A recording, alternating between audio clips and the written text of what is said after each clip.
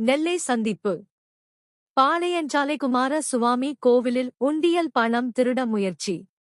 உடைக்க முடியாமல் தப்பிய திருடன் கைது. நெல்லை, மார்ச் 2.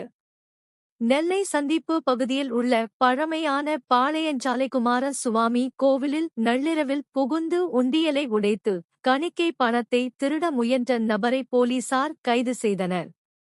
பூட்டை உடைக்கும் லிவருடன் சென்ற திருடன் உடைக்க முடியாமல் திரும்பியது போலீஸ் விசாரணையில் தெரியவந்துள்ளது. நெல்லை சந்திப்பு பகுதியில் பாளையஞ்சாலை குமார கோவில் அமைந்துள்ளது. இந்து சமய அறநிலையத்துறைக்கு சொந்தமான இந்த பழமையான கோவிலில் சில மாதங்களுக்கு முன்புதான் கும்பாபிஷேகம் நடந்தது. கோவில் பாதுகாப்பிற்காக இரவு பகலாக காவலாளிகள் பணியில் ஈடுபடுத்தப்பட்டுள்ளனர். இந்நிலையில் இன்று காலையில் நடையை திறக்க பூசாரி சென்றார். உள்ளே சென்றபோது சுவாமி சன்னதிக்கு அருகே இருந்த பெரிய உண்டியல் உடைக்கப்பட்டு இருந்தது.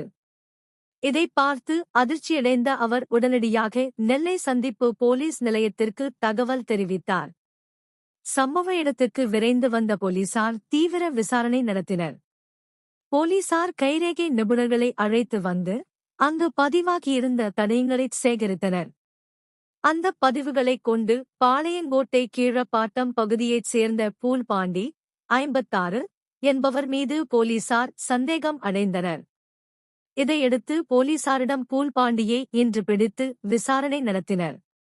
இதில் அவர் பெரிய பூட்டுகளை உடைக்கும் லிவருடன் கோவிலுக்குள் சென்றதும் நீண்ட நேரமாக உண்டியலை உடைக்க முயன்றும் ஏமாற்றத்துடன் திரும்பியதும் போலீஸ் விசாரணையில் தெரியவந்துள்ளது. மேலும் மக்கள் நடமாட்டம் அதிகமுள்ள 24 மணி நேரமும் காவலாளிகள் காவல் காக்கும் பிரசித்தி பெற்ற இந்த கோவிலுக்குள் மர்ம நபர் நுழைந்தது சர்ச்சையை ஏற்படுத்தியுள்ளது. இதுகுறித்து இந்து சமய அறநிலையத்துறை அதிகாரிகள் உரிய விசாரணை நடத்தி சம்பந்தப்பட்ட நபர்கள் மீது நடவடிக்கை எடுக்க வேண்டும் என பொதுமக்கள் கோரிக்கை விடுத்துள்ளனர்.